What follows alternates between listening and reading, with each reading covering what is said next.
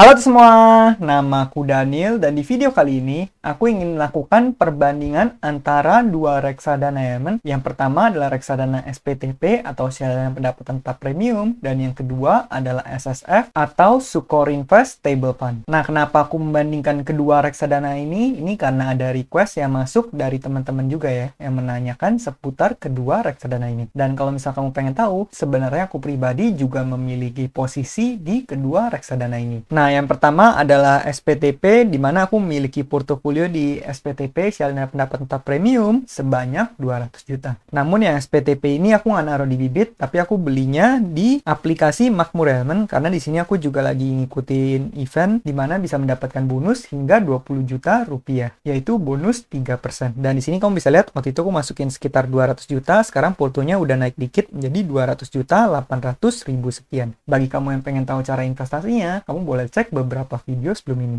Nah, sedangkan posisi aku di SSF, aku juga ada elemen, tapi aku menggunakan bibit. Nah, kamu bisa lihat di sini bibitku udah bibit premium. Aku baru aja mendapatkan bibit premium karena portoku baru menyentuh angka 500 juta sekian. Bagi kamu yang pengen review lebih lanjut seputar bibit premium, kamu bisa cek beberapa video sebelum ini. Aku bahas khusus seputar bibit premium. Nah, kamu bisa lihat di sini kalau misalnya aku buka portofolio investor habit, aku juga memiliki SSF yaitu sebanyak sekitar 200 juta sekian elemen, 204 juta. Jadi posisinya kurang lebih sama di SPTP sama SSF, aku memiliki sekitar 200 juta. Oke, sekarang kita akan melakukan perbandingannya. Di sini aku udah siapin tabel elemen, di mana di tabel ini kamu bisa lihat ini adalah semua perbandingan yang bisa kita bandingkan antara kedua reksadana ini. Yang pertama, kita akan membandingkan MI-nya. Karena sebelum kita berinvestasi di produk reksadana, reputasi dari MI itu akan sangat menentukan. Kalau misalnya MI-nya itu berkualitas, MI-nya itu merupakan top manager investasi,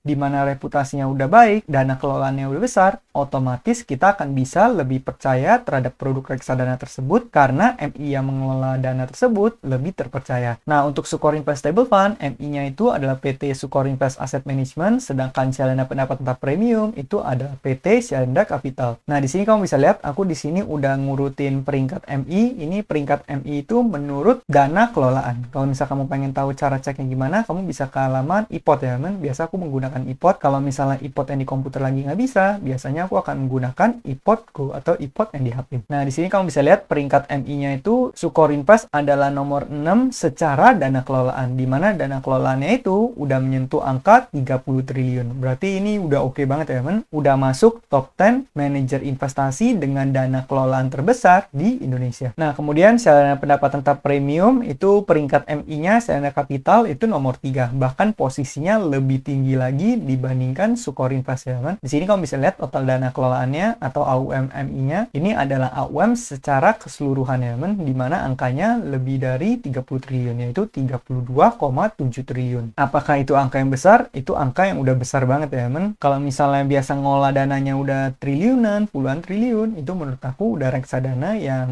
boleh dilirik dan juga reputasinya udah oke banget karena banyak orang yang bahkan berinvestasi di sana. Kemudian di sini AUM produknya, kalau yang tadi adalah AUM manajer investasi secara total, ini adalah AUM produknya. Kamu bisa lihat Sukor Invest Stable Fund AUM-nya itu 8,58 triliun, sedangkan Siaran Pendapatan Tetap Premium itu 5,6 triliun. Berarti kalau misalnya kita lihat di sini, AUM produknya Sukor Invest Stable Fund itu hampir 2 kali lipat. Tapi belakangan ini trennya Sukor Invest Stable Fund itu belakangan lagi sedikit menurun dan Siaran Pendapatan Tetap Premium setahu aku sedikit demi sedikit mengalami kenaikan. Dan sebenarnya kalau menurut aku pribadi, kedua produk reksadana ini udah memiliki AUM yang besar ya, men. Bahkan kalau misalnya angkanya lebih dari 1 triliun, biasa udah aku anggap besar. Bayangin 1 triliun itu adalah 1000 miliar dan ini udah sampai 8 triliun dan 5 triliun ya, men. Jadi kalau misalnya udah lebih dari triliun, menurut aku pribadi itu udah boleh kamu gunakan untuk berinvestasi karena bahkan udah banyak orang yang berinvestasi di sana juga. Berarti secara reputasi udah oke. Oh ya, kalau misal kamu ngecek AUM ini dan ternyata AUM-nya beda, itu wajar banget karena data ini ini aku ambil pada tanggal 15 Juni 2023. Jadi pada saat nanti video ini tayang, mungkin AUM-nya udah sedikit mengalami perubahan lagi ya, men. Kalau misalkan kamu nonton videonya lama dari hari ini, ya bisa jadi AUM-nya udah beda lagi. Jadi semua data yang aku provide di sini adalah data pada tanggal 15 Juni 2023 pada saat video ini di-shoot ya, men. Poin berikutnya dari segi jenis, keduanya adalah jenisnya reksadana obligasi korporat. Tapi kalau misalnya reksadana pendapat tetap premium ini, ada juga posisinya yang digunakan untuk membeli obligasi negara. Nah, kita bakal langsung buka aja ke halaman reksadananya, reksadana pendapat tetap premium. Kalau misalnya kita lihat di sini, kita pencet ke bagian informasi di sini, kamu bisa lihat ya. Di sini ada BRI, DOC, CAPT. Nah, berikutnya kamu bisa lihat ada FR, FR, FR. Kalau misalnya kamu download fun fact sheet-nya, nah kemudian kamu buka di sini, nih kamu bisa lihat ya, top 10 holding-nya itu kebanyakan memegang FR juga. Nih kamu bisa lihat corporate bond-nya ada sekitar 35%, government bond-nya 54,78%. Berarti posisinya di obligasi negara itu sebenarnya lebih banyak. Sedangkan kalau Sukor Investable Fund itu didominasi oleh obligasi korporat. Jadi kalau menurut aku pribadi, sebenarnya secara profil resiko, reksadana pendapat tetap premium itu sedikit lebih rendah ya, men. Karena yang namanya obligasi negara itu pasti resikonya lebih rendah karena dijamin 100% oleh negara. Menurut aku pribadi, perusahaan lebih ada kemungkinan untuk gagal bayar ketimbang negara ya, men. Kalau misal negara gagal bayar, itu berarti negaranya udah kacau balau ya, men. Dan mungkin ekonomi udah sedang tidak baik-baik aja. Tapi selama ini, kalau misalnya obligasi negara, pasti 100% dijamin oleh negara dan berhasil dibayar. Nah, berikutnya kita bakal lihat return 1 tahunnya. Di sini kamu bisa lihat Sukor Investable Fund, return 1 tahunnya itu di angka 5,2%. Sebenarnya ini sedikit menurun karena di zaman dulu returnnya itu bahkan bisa 7%, 8%. Apalagi pas masa jaya-jayanya itu bisa lebih tinggi ya, men. Kalau misalnya reksadana pendapat tetap premium, rata-rata emang returnnya juga cuma segituan, yaitu sekitar 7%. Tapi untuk saat ini, return 1 tahunnya udah lebih tinggi ketimbang Sukor Investable Fund, yaitu di angka 6,88%. Cuman angka ini pasti bakal sedikit banyak bakal berubah, tapi kira-kira kasarnya angkanya bakal sekitar segituan ya, men. Nah, di sini kamu bisa lihat CAGR 3 tahunnya adalah kalau Sukor Investable Fund 7,36%, sedangkan reksadana pendapat tetap premium itu di angka 9,11%. Dan kalau misalnya kamu pengen mengukur reksadana obligasi, sebenarnya akan lebih baik kamu mengukurnya minimal itu 3 tahun. Apalagi reksadana yang sifatnya nggak selalu naik ya, men. Kalau reksadana obligasi korporat yang sifatnya selalu naik, itu kamu mau ukur 1 tahun juga nggak apa-apa. Tapi kalau reksadana obligasi negara yang sifatnya lebih ada fluktuasinya, akan lebih baik kamu minimal lihatnya 3 tahun ya, men. Nah, jadi di sini dari segi performance kita bisa lihat reksadana pendapat tetap premium itu lebih unggul. Walaupun resikonya lebih rendah, tapi return yang ditawarkan itu bisa lebih oke ya, men. Nah, berikutnya drawdown-nya. Di sini kamu bisa lihat ini adalah satu titik di mana Sukor Investable Fund lebih unggul ketimbang CLI rendah. Kamu bisa lihat Sukor Investable Fund itu drawdown-nya cuma 0,18%. Sedangkan reksadana pendapat tetap premium itu bisa sampai 1,34%. Dan ini drawdown selama 5 tahun terakhir ya, men. Jadi di sini kamu bisa lihat Sukor Investable Fund itu pertumbuhannya lebih stabil sesuai dengan namanya stable fund. Tapi kalau misalnya menurut aku pribadi, sebenarnya 1,34% juga bukan penurunan yang signifikan banget ya, men. Jadi kalau misalnya nurun segini pun aku rasa nggak bakal tegang banget. Berbeda dengan kalau misal kamu investasi reksadana saham, itu minusnya bisa jauh lebih ekstrim ketimbang ini ya, men. Jadi menurut aku pribadi, ini drawdown yang masih bisa ditolerir. Tapi di sini kamu bisa lihat SSF itu lebih unggul dari segi drawdownnya. Nah, berikutnya dari segi expense ratio, di sini kamu bisa lihat bahwa Sukor Investable Fund lagi-lagi lebih unggul ketimbang reksadana pendapat tetap premium. Karena di sini expense rasionya lebih rendah, artinya dana yang digunakan untuk management fee itu lebih kecil, sehingga Sukor Investable Fund berarti lebih efektif dalam mengelola reksadananya. Kamu bisa lihat expense rasionya di sini di angka 1,25%, sedangkan reksadana pendapat tetap premium itu di angka 1,99%. Nah, di sini kalau misalnya di aplikasi Makmur ditulisnya 1,99%, tapi kalau di aplikasi Ajaib itu tulisnya kalau nggak salah lebih kecil dari 2%. Tapi untuk angka exactnya aku nggak yakin berapa, tapi kalau menurut aku pribadi, yang pastinya angkanya nggak di atas 2%. Mungkin kira-kira bakal di angka segituan ya, men. Nah, berikutnya di sini adalah minimum pembelian. Kalau misalnya kamu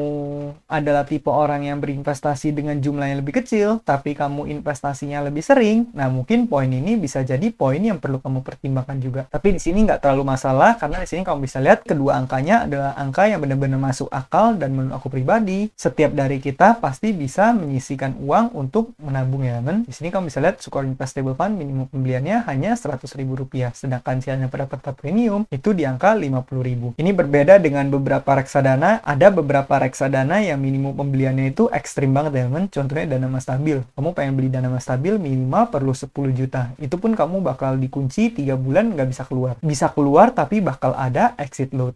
Jadi di sini kamu bisa lihat Sukor Investable Fund dan Shalendra, keduanya udah merupakan reksadana yang menurut aku fleksibel banget. Kamu bisa masuk dengan jumlah minim sekalipun dan juga bisa kamu gunakan untuk nabung secara rutin ya, teman. Nah, kemudian di sini poin berikutnya adalah bank kustodiannya. Setahu aku Sukor Investable Fund itu bank kustodian beserta bank penampungnya itu BCA. Kemudian saldo pendapatan premium itu dia juga BCA, teman. Jadi kalau misal kamu melakukan penarikan ke BCA, kamu nggak perlu khawatir bakal dikenakan potongan atau biaya admin sama sekali. Berikutnya di sini exit load, keduanya sama sekali nggak memiliki exit load. Jadi keduanya udah merupakan reksadana yang sifatnya fleksibel dan kamu bisa tarik kapanpun. Kenapa aku naruh porto yang lumayan banyak di sini? Salah satu alasannya adalah karena ini reksadana yang sifatnya benar-benar fleksibel, udah nilainya selalu naik. Jadi artinya kalau kita tarik kapanpun kita nggak bakal rugi. Yang kedua adalah di sini nggak ada exit load-nya. Sehingga kalau misalnya aku pengen tarik sewaktu-waktu sesuai dengan tujuan awal aku naruh uangku di sini, ya otomatis aku nggak bakal dikenakan potongan sama sekali. Itulah kenapa keduanya sama-sama reksadana yang sifatnya fleksibel banget dan menurut aku ini oke banget ya. Exit load-nya itu 0. Nah, poin berikutnya adalah apakah ini investasi yang syariah? Nah, kalau setahu aku pribadi, keduanya bukan merupakan reksadana yang sifatnya syariah. Tapi kalau misalnya aku salah, teman-teman boleh koreksi ini. Nah, kalau misalnya kamu pengen nyari reksadana yang syariah di aplikasi Bibit ataupun di aplikasi Makmur, itu keduanya ada di setting, kamu bisa tinggal nyalain opsi hanya tampilkan reksadana yang bersifat syariah ya, teman. Cuma kalau aku pribadi, aku investasi di segala jenis reksadana. Tapi bagi teman-teman yang punya prinsip investasi syariah, kamu boleh nyalain aja toggle-nya dan kamu cek apakah kedua produk reksadana tersebut masih tetap ada setelah kamu nyalain toggle-nya investasi reksadana syariah. Nah, jadi gitu ya, teman. Kira-kira perbandingan antara Sukor Investable Fund terhadap Shalendra pendapatan tetap premium. Kenapa di sini aku nggak bandingin langsung di aplikasi Bibitnya? Karena di aplikasi Bibit kita nggak bisa membeli Shalendra pendapatan top premium. Bahkan kamu bisa lihat portoku di Shalendra itu aku belinya di Makmur, bukan di Bibit ya, teman. Tapi kalau misal kamu pengen yang bisa beli keduanya, setahu aku Bareksa bisa beli keduanya ya. Dan Makmur juga setahu aku bisa investasi Sukor Investable Fund. Tapi kenapa aku nggak beli Sukor Investable Fund di Makmur? Jawabannya adalah karena aku udah terbiasa dari dulu menggunakan Bibit. Tapi kalau misal kamu pengen menggunakan Makmur dan kamu pengen manfaatin promonya, itu juga boleh, aman. Nah, jadi gitu ya. Keduanya merupakan reksadana yang boleh kamu gunakan